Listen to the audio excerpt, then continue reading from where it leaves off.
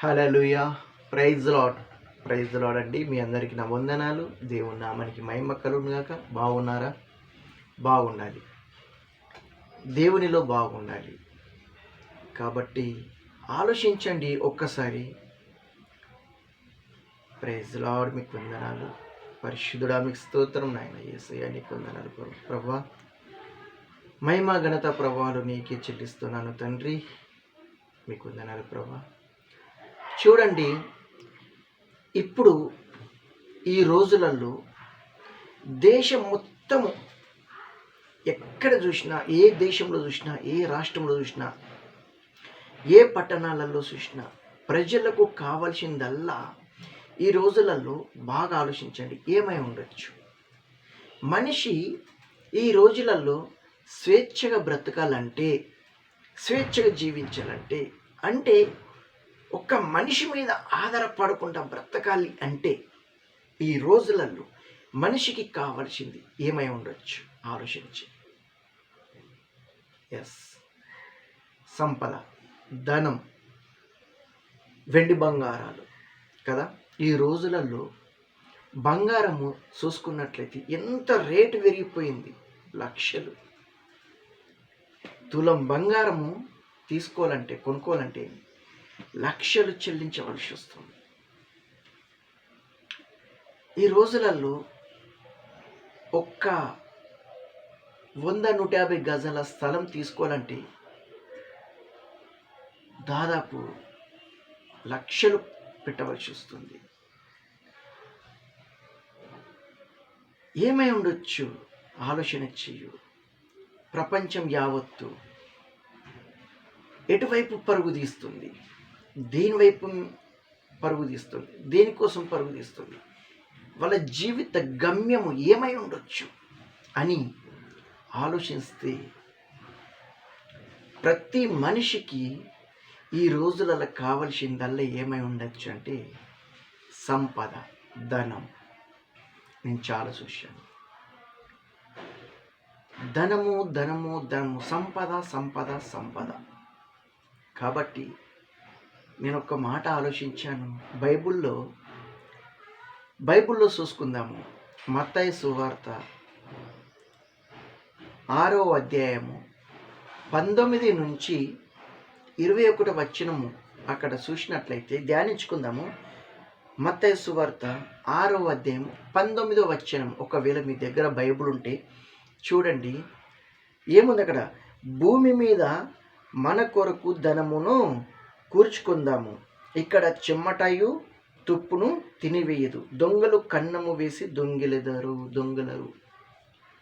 మనిషి సంపాదన, సంపాదన కోసం పరుగుదీస్తున్నాడండి. సంపాదన కోసం, ధనము కోసం పరుగులు తీస్తున్నాడు. సృష్టికర్త అయిన దేవుణ్ణి పక్కన పెట్టి, నువ్వు ఎవరైనా సరే ఆలోచన చెయ్యు.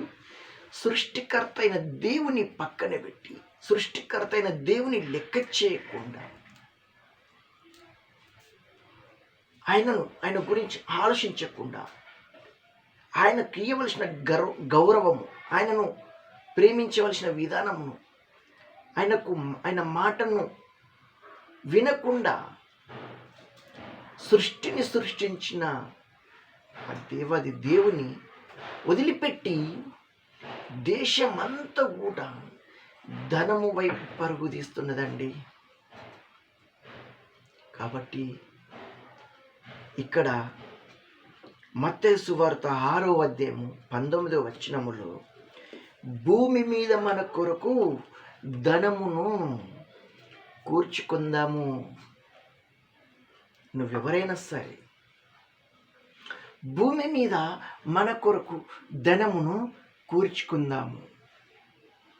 రాత్రనక పగలనక కష్టపడుతూ డ్యూటీలు చేస్తూ నీకొచ్చిన జీతము ఎంత ఉందో ఆ జీతమును బ్యాంకులు సమకూరుస్తూ, బ్యాంకులు దాపెడుతూ, ఇంటి కుటుంబం కోసము, ఇంటి సంరక్షణ కోసము, పిల్లలు మంచిగా చదువుకోవాలి, ఉన్నతమైన విద్య సంపాదించాలి, పిల్లలు ఉన్నతమైన మంచి భవిష్యత్తు స్వాధీనం చేసుకోవాలి, ఉన్నతమైన మంచి ఉద్యోగాలు సంపాదించుకోవాలి అన్న ఆ తపనతో ఇక్కడ ఏమంటుండు, భూమి మీద మన కొరకు ధనము కూర్చుకుందాము. భార్య భర్తలు, కుటుంబాలు, పిల్లల భవిష్యత్తు కొరకు, వాళ్ళ కుటుంబము మంచి ఉండడం కొరకు, వాళ్ళు ఇంకొకరి మీద ఆధారపడకుండా ఉండడం కొరకు రాత్రనక పగలనక భార్య భర్తలు డ్యూటీలు చేస్తూ నెలకొచ్చిన ఆదాయం సమకూర్చుకుంటూ పిల్లలను ఉన్నతమైన విద్య చదువులు చదివిపిస్తూ వాళ్ళకు మంచి ఉద్యోగాలు రావాలి, మంచి లైఫ్ రావాలి, మంచి లైఫ్ అనుభవించాలి. ఎస్ కదా. ఒక్క మాట ఆలోచించండి. సరే, భార్య భర్తలుగా రాత్రి అనక పగలనక డ్యూటీలు చేస్తూ సంపాదించుకుంటూ మీ పిల్లలను మీరు పోషించుకుంటూ మీ కుటుంబాన్ని మీరు సరి చేసుకుంటూ పిల్లలకు మంచి ఉన్నతమైన విద్య అందిస్తూ వాళ్ళకు ఉన్నతమైన చదువులు అందిస్తూ మంచి ఉన్నతమైన ఉద్యోగాలు ఇప్పిస్తూ మంచిని కష్టపడుతున్నారు. బాగుంది. ఒక్కటి ఆలోచించు, నీ కుటుంబంలో నీకు నెమ్మది ఉన్నదా? నీ కుటుంబంలో నీకు శాంతి ఉన్నదా? భార్య భర్తల మధ్యలో మీకు ఐక్యమతం ఉన్నదా? ఒక్కల ఎడల ఒక్కలకు ప్రేమ ఉన్నదా? భార్య భర్తల నుండి మీ మధ్యన ఐక్యమతం సమాధానం ఉన్నదా? సమాధానంగా ఉన్నారా? మీ కుటుంబంలో శాంతి ఉన్నదా? మీ కుటుంబంలో నెమ్మది ఉన్నదా? మీ హృదయాలలో నిజంగా దేవుని యొక్క ప్రేమ ఉన్నదా? పిల్లల మీద అంత ప్రేమ చూపిస్తున్నారే, పిల్లల కోసం అంత తాపత్రయపడుతున్నారు, పిల్లల మంచి భవిష్యత్తు కోసం మీరంతా శ్రద్ధ తీసుకుని అంత కష్టపడుతున్నారు. బాగుంది. కానీ ఆలోచన చెయ్యి. భార్య భర్తలుగా, ఒక కుటుంబ యజమానులుగా భార్యకు భర్తకు మీ ఇద్దరి మధ్యలో ఒక్క మనస్సు కలిగి ఉన్నారా? మీరు దేవుని ప్రేమ మీ మధ్యలో ఉన్నదా? ఐక్యమతంగా ఉన్నారా? కదా. ఆలోచించి, మనశ్శాంతి లేదు, నెమ్మది లేదు, భార్యకు భర్తకు మధ్యలో విరోధ భావాలు ఏర్పడుతున్నాయి, వ్యతిరేకత ఏర్పడుతుంది. ఇద్దరు కష్టపడుతుండ్రు భార్య భర్తలుగా, బాగానే ఉంది. పిల్లల భవిష్యత్తు కొరకు భార్య భర్తలుగా మంచిగా కష్టపడుతుండ్రు, బాగుంది. కానీ మీ సంపాదన కొరకు, మీ పిల్లల భవిష్యత్తు కొరకు, మీరు ఇంకొకరి మీద ఆధారపడకుండా ఉండడం కొరకు మీరు తీసుకుంటున్న నిర్ణయాలు ఏవైతే ఉన్నాయో అవన్నీ కూడా దేవునికి వ్యతిరేకము. కష్టపడుతుండ్రు, నెలకొచ్చిన జీతము సంపాదించుకుంటుండ్రు, సమకూర్చబెడుతుండ్రు, బాగుంది. కానీ మళ్ళా ఫైనాన్స్ ప్రాబ్లం ఎందుకు వస్తుంది? సంపాదన సరిపోవడం లేదు, రూమ్ రెంట్లు పెరిగినాయి, పిల్లల చదువులు స్కూల్ ఫీజులు పెరిగినాయి, రేషన్ ఖర్చులు పెరిగినాయి, కరెంటు బిల్లులు పెరిగినాయి. చిన్న ఏదైనా జ్వరం వస్తే చిన్న ఒక హాస్పిటల్కు, ఒక క్లినిక్కు పోవాలంటే వేలు ఖర్చు పెట్టవలసి వస్తుంది మెడిసిన్కు. కాబట్టి వ్యతిరేకం, దేవుని ఆలోచన నువ్వు తీసుకోకుండా, దేవుని చిత్తము నీ పట్ల, నీ కుటుంబం పట్ల, నీ పిల్లల పట్ల, నీ భార్య పట్ల, నీ భర్త పట్ల ఏమై ఉందో దేవుని యొక్క చిత్తము తెలుసుకోకుండా సంపాదన కొరకు నువ్వు ప్రాధాయపడుతున్న చూడు, ఆలోచన చెయ్యు. నేను ఇంకొక వాక్యం చెప్తా. యోబు రాసిన పత్రిక, యోబు గ్రంథం 31వ అధ్యాయము 24 నుంచి 27 వచనాలు. ఒక్కసారి మీ దగ్గర బైబిల్ ఉంటే ఆ వాక్యం మీరు ధ్యానించి చూడండి ఒకసారి. యోబు గ్రంథం 31వ అధ్యాయము 24 నుంచి 27 వచనాలు అక్కడ మీరు చూడండి, ఆలోచన చేయండి.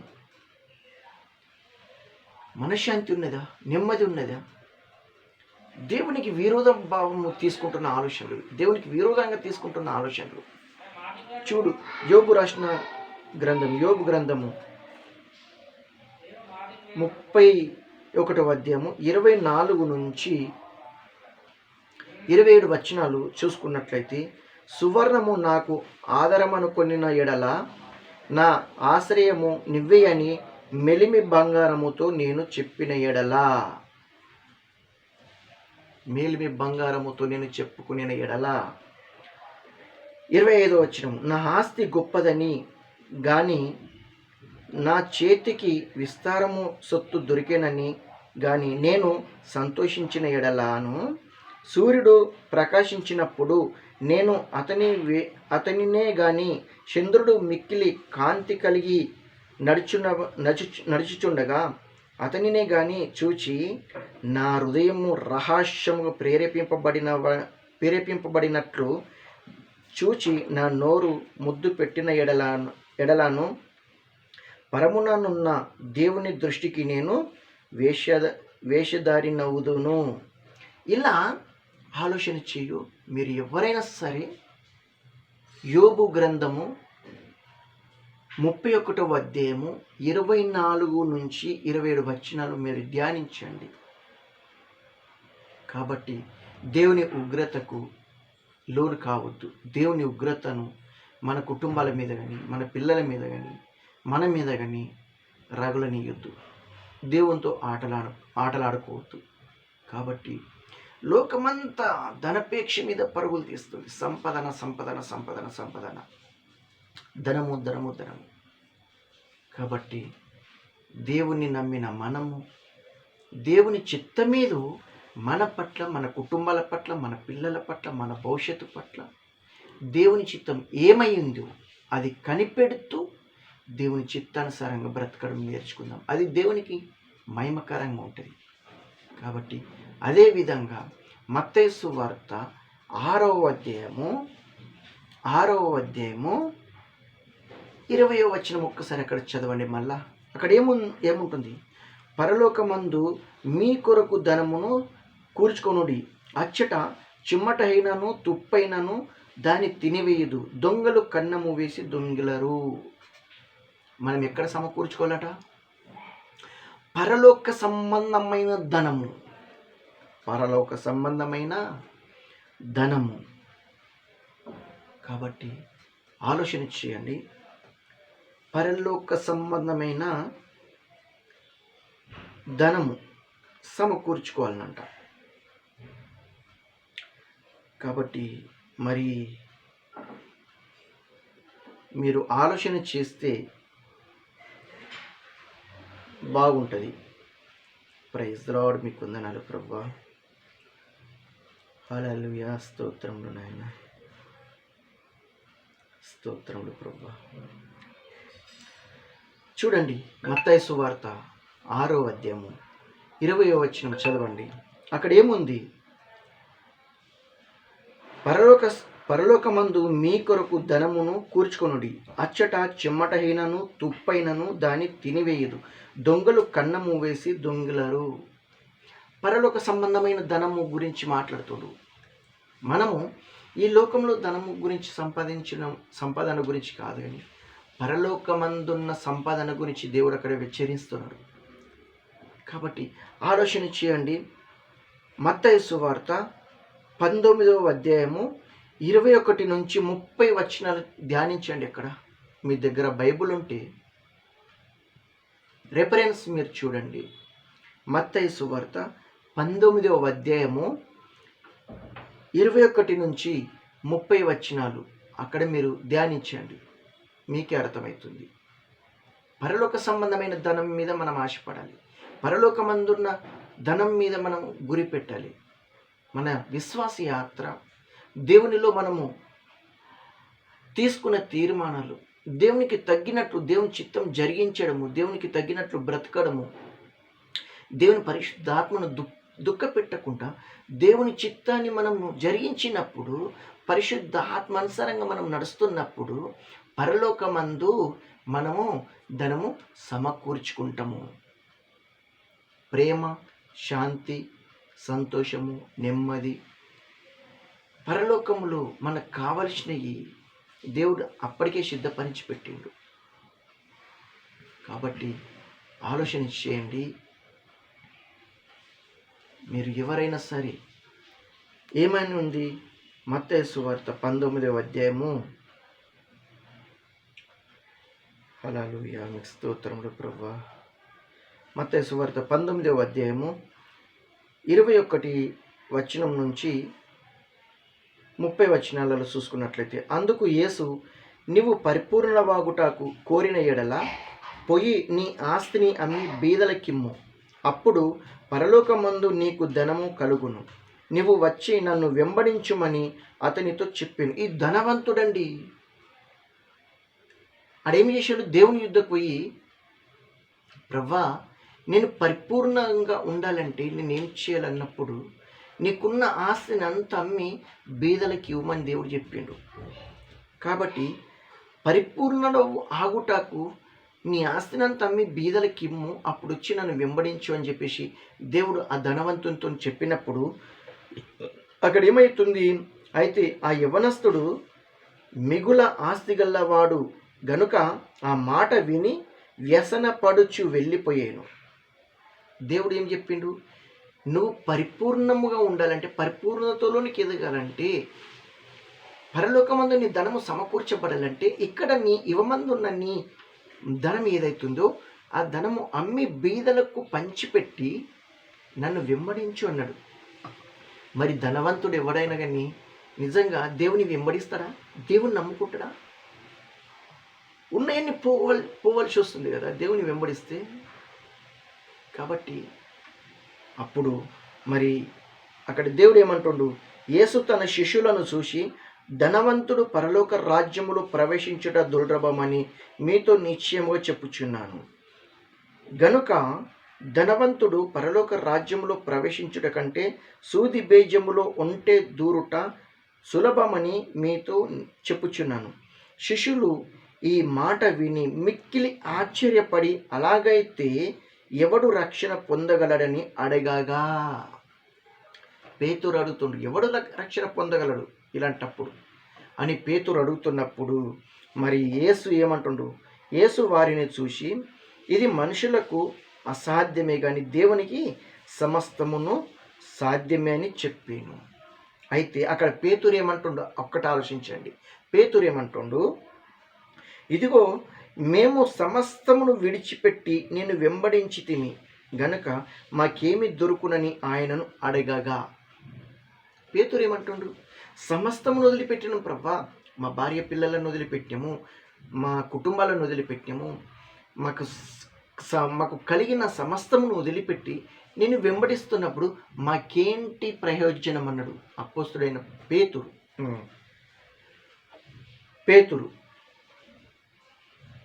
మాకేంటి ప్రయోజనం అని దేవుడిని అడుగుతున్నప్పుడు, అయితే నెక్స్ట్ చూడండి, ఇదిగో మేము సమస్తమును విడిచిపెట్టి నిన్ను వెంబడించితిమి గనక మాకేమి దొరుకునని ఆయనను అడగగా, యేసు వారితో ఇట్లా, నేను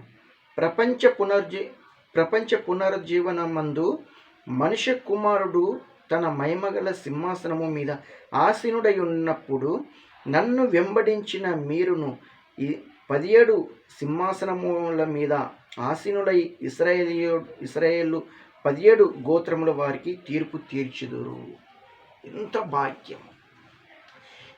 భాగ్యము దేవునికి ఇస్తున్నప్పుడు ఈ లోక సంపాదన మీద ఆశ పెట్టుకొని ఈ లోక ధనం మీద పరుగులు తీస్తున్నావు చూడు, కొట్టుకపోతావు. దేవుని నమ్మి, దేవుడు అంటే నీకు తెలిసి దేవుని యొక్క విలువ తనను వెంబడించినప్పుడు మనకున్న భాగ్యం ఎలాంటిదో అది మరిచిపోయి ఈ లోకానుసారమైన సంపద మీద పడి రాత్రనగా పగలనగా డ్యూటీలు చేస్తూ నీకు వచ్చే ఆదాయం సమకూర్చుకుంటూ నీ పిల్లలను నువ్వు చదివించుకుంటూ, నీ పోషణను పోషించుకుంటూ, నీ కుటుంబాన్ని నువ్వు నడిపించుకుంటూ, దేవుణ్ణి పక్కన పెట్టి నువ్వు ఏదైతే నిర్ణయం తీసుకుని సంపాదన మీద పడి సంపాదన కోసం నువ్వు పరుగులు తీస్తున్నావో దేవుని ధిక్కరించిన వాడు శాపము నీకు వస్తుందని చెప్తున్నాను. దేవుని మాటను ధిక్కరించిన వాడవైతున్నావు, దేవుని అమ్ముకున్న వాడవైతున్నావు, దేవుని శాతగని విధంగా చూస్తున్నావు. కాబట్టి దేవుని ఉగ్రత వచ్చిందంటే తట్టుకోలేవు, కొట్టుకపోతావని చెప్పుతున్నా. సుడిగాలి వచ్చినప్పుడు చెత్త ఎగిరిపోయినట్టు, పేపర్లు ఎగిరిపోయినట్టు నీకే తెలియాలి నీ లైఫ్, నీ జీవితము ఎవరితో ముడిపెట్టుకొని ఉన్నావు ఆలోచన చెయ్యి. కాబట్టి దేవుని పేరట హెచ్చరిస్తున్నాను, మీరు ఎవరైనా సరే ఆలోచన చేయండి. సంపదను సమకూర్చుకున్నవాడు, ధనము సమకూర్చుకున్న వానికి మనశ్శాంతి ఉండదు, ఆయనకి నెమ్మది ఉండదు. నువ్వు అనుకుంటున్నావు వాడికి బాగా ఆస్తి ఉన్నది, కోట్లు కోట్లు డబ్బులు ఉన్నాయి, గొప్ప గొప్ప వెండి బంగారాలతో నింపబడి ఉన్నాడు వాడి ఇంట్లో వెండి బంగారాలు ఉన్నాయి, వాడి ఆస్తి విస్తారంగా ఉన్నది అని బ్యాంకు బ్యాలెన్స్ కోట్లలో ఉన్నది, వానికి మీరు వాడు మహారాజులాగా బ్రతుకుతున్నాడు రా అని నువ్వనుకుంటున్నావు. చూడు, ఆలోచన చెయ్యు. అలాంటి ధనపేక్షకుడు, అలాంటి ధనవంతుడు ఏమై ఉంటాడు తెలుసా? నీలాంటి వాని మీద, నాలాంటి వాని మీదనే ఆధారపడి ఉంటాడు వాడు. ఎందుకంటే వానికి మనశ్శాంతి ఉండదు, నెమ్మది ఉండదు, మనసులో శాంతి ఉండదు, నెమ్మది ఉండదు, సమాధానం ఉండదు. భయముతో భయముతో భయముతో భయముతో భయముతోనే బ్రతుకుతాడు వాడు.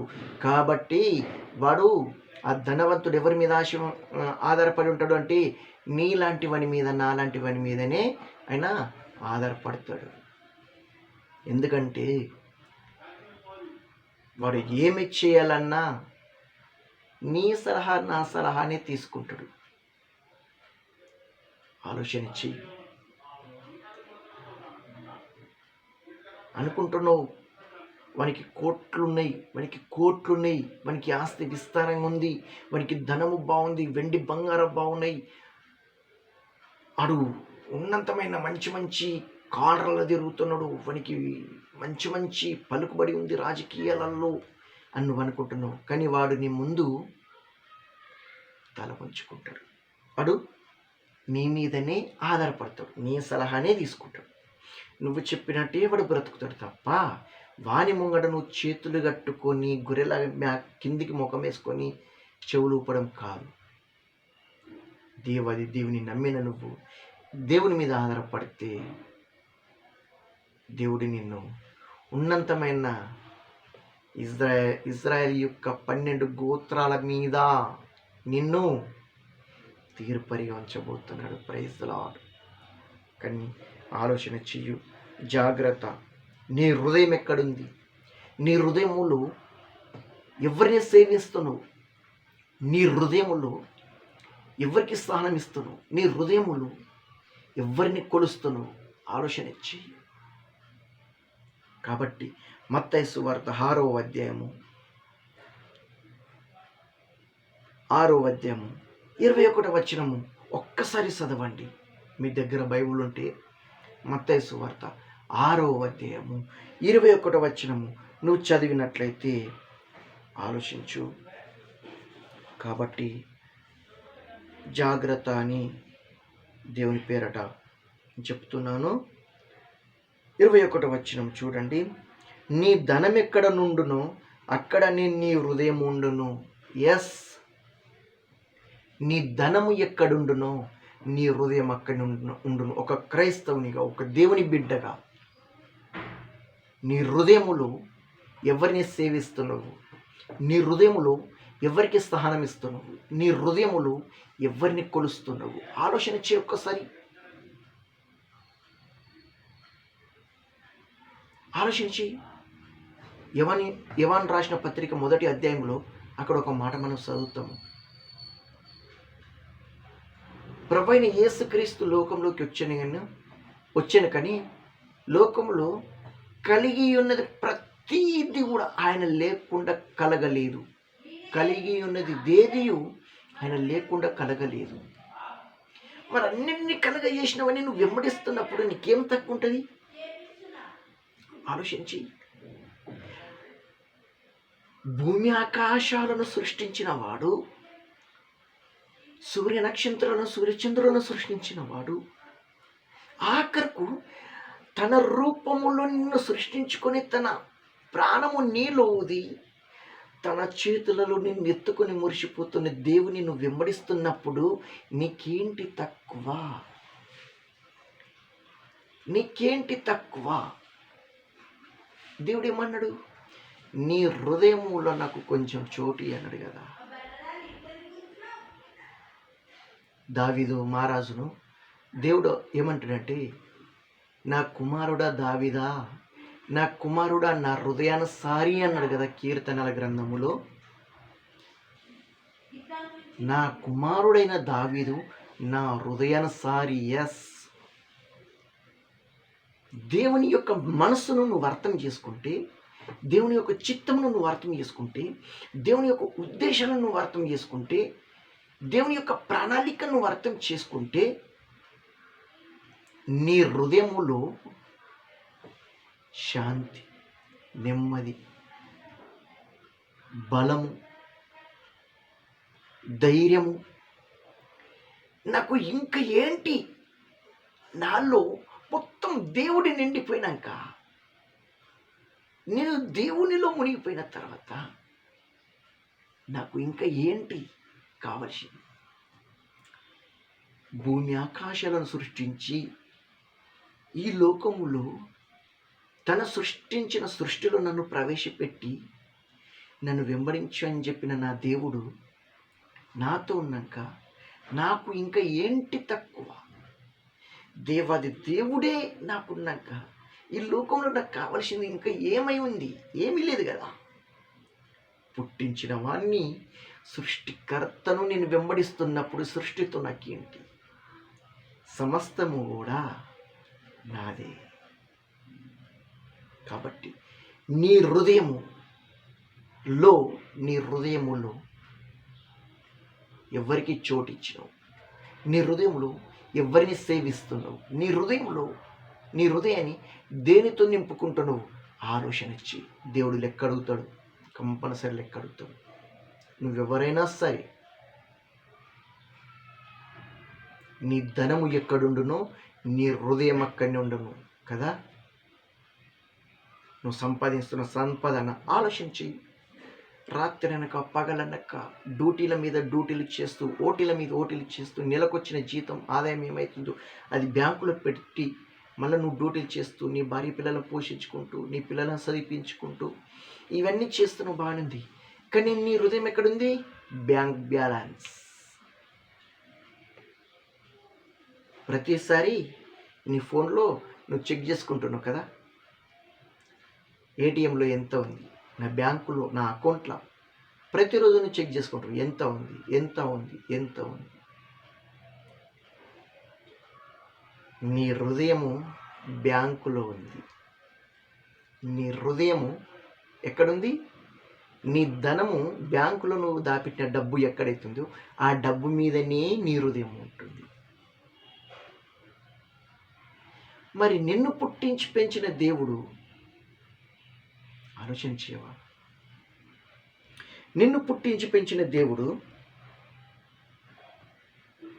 ఏమంటుండు ఒక్కసారి ఆలోచించు. కొలసాయిలకు రాసిన పత్రిక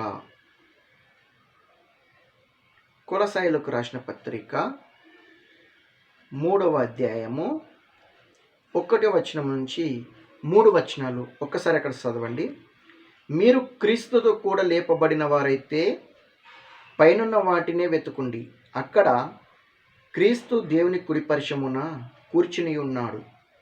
పైనున్న వాటి మీదనే గాని భూసంబంధమైన వాటి మీద మనసు పెట్టుకొనకుండి. ఎలయనగా మీరు మృతి పొందితిరి, మీ జీవము క్రీస్తుతో కూడా దేవుని యందు దాచబడి ఉన్నది. ఎస్, ఎవరితో ఉన్నది మన జీవం? దేవునితో ఉంది కదా. క్రీస్తుతో పాటు నువ్వు లేపబడ్డావు అంటే బాప్తిసం తీసుకున్న తొట్టిలో నువ్వేమని మాట ఇచ్చినావు? ప్రభా, ఇప్పటిదాకా నేను బ్రతికిన బ్రతుకు చాలు, నేను జీవించిన జీవితం చాలు, కానీ ఇప్పుడు నీ కొరకు బ్రతుకోవాలనుకుంటున్నాను. ఈ అప్పుల బాధ నుంచి, ఈ రోగం నుంచి, ఈ లోకానుసారమైన ఈ కట్టుబట్ల నుంచి, ఈ నిందారోపణల నుంచి, ఇవన్నిటి నుంచి, ఇవన్నీ నేను మూట కట్టుకుని నేను ఈ పని వేసుకుని మొయ్యలేకపోతున్నా. నాకు భారంగా ఉంది బ్రతుకు, భరించలేకపోతున్నా, మనశ్శాంతి లేదు, నెమ్మది లేదు. కాబట్టి ఇవన్నీ వదిలిపెట్టి ప్రభా నీ సన్నిధానానికి వచ్చి మరి నీ చిత్తములో నేను బ్రతకాలని ఆశపడుతున్న ప్రభా అని చెప్పేసి బాప్తిసం తీసుకున్న తొట్టిలో మాట ఇచ్చిను. అప్పుడేమైంది? క్రీస్తుతో పాటు నువ్వు లేపబడ్డావు అంటే పాతవి గతించేను, కొత్తవి నూతనమయ్యాను. అవును, క్రీస్తుతో నువ్వు లేపబడ్డావు. కాబట్టి ఇక్కడ ఏముంది? మీరు క్రీస్తుతో కూడా, కొలసీయులకు రాసిన పత్రిక 3వ అధ్యాయం 1వ వచనం నుంచి 3 వచనాలు చదవండి. మీరు క్రీస్తుతో కూడా లేపబడిన వారైతే పైనున్న వాటిని వెతుకుండి, అక్కడ క్రీస్తు దేవుని కుడి పరిశమున కూర్చొని ఉన్నాడు. పైనున్న వాటి మీదనే కానీ భూ సంబంధమైన వాటి మీద మనసు పెట్టుకొనకుండి, ఎలయనగా మీరు మృతి పొందితిరి, మీ జీవము క్రీస్తుతో కూడా దేవుని యందు దాచబడి ఉన్నది. Praise the Lord. ఆలోచించి నువ్వెవరైనా సరే దేవుని తీర్మానములు, దేవుని యొక్క చిత్తములు, దేవుని యొక్క ఆలోచనలు, దేవుని యొక్క ఉద్దేశాలను ఎరకుంటా దేవునికి వ్యతిరేకంగా నువ్వు జీవిస్తున్నప్పుడు, నేను చెప్పుతున్నాను, నేను కాదు, బైబిల్ చెప్పుతుంది, కొట్టుకపోతావు. ఇది గ్యారెంటీ. ఎందుకంటే దేవుని ధిక్కపరుస్తున్నావు, దేవుని యొక్క మాటను ధిక్కరిస్తున్నావు, దేవునికి ఇవ్వాల్సిన సమయం ఇయ్యలేకపోతున్నావు, దేవుణ్ణి కొలిసే విధానంలో కొలవలేకపోతున్నావు, దేవునికి ఇవ్వవలసిన సమయం ఇయ్యలేకపోతున్నావు, దేవునికి ఇవ్వవలసిన నీ మొదటి ఆదాయం ఏమైతే ఉందో అది ఇవ్వలేకపోతున్నావు. ఆలోచన చేయు. దేవుడు లెక్క అడుగుతాడు, తప్పించుకోలేవు. దేవుని ఉగ్రత అయినా నీ మీద వస్తే సుడిగాలిలో చెత్త చెదరం ఎగిరిపోయినట్టు నువ్వు ఎగిరిపోతావు. దిక్కుండదు. నువ్వెంత నువ్వెంత బలవంతుడవైనా, నీ దగ్గర ఎంత సొమ్మున్నా, ఎంత సంపదన ఉన్నా, ఎంత ఆస్తి ఉన్నా, ఎన్ని కోట్లున్నా, ఎన్ని డైమండ్స్ నీ దగ్గర ఉన్నా తట్టుకోలేవు, నిలబడలేవు, కొట్టుకపోతావు అని చెప్తున్నా. కాబట్టి జాగ్రత్త. దేవుని నమ్మిన వ్యక్తివైతే దేవునిని ఆరాధించు, దేవుని నమ్ముకు. ఆయనకి ఇవ్వవలసిన విలువలు ఆయనకి ఇవ్వవలసిన గౌరవం ఆయనకి, ఆయనను ప్రేమించే విధానంలో ప్రేమించు. అంతే తప్ప సంపదన నాది, సంపదన కావాలి, ధనపేక్ష కావాలి, సమకూర్చుకోవాలి, నేను బాగుండాలి, నా పిల్లలు బాగుండాలి, నా కుటుంబం బాగుండాలి అని చెప్పేసి దేవుని పక్కన పెట్టి రాత్రనక పగలనక డ్యూటీలు చేస్తూ నీ ధనం కోసం నువ్వు పరుగులు తీస్తే నీ వెనక నడుచుకుంటా వచ్చేది నాశనమే. జాగ్రత్త.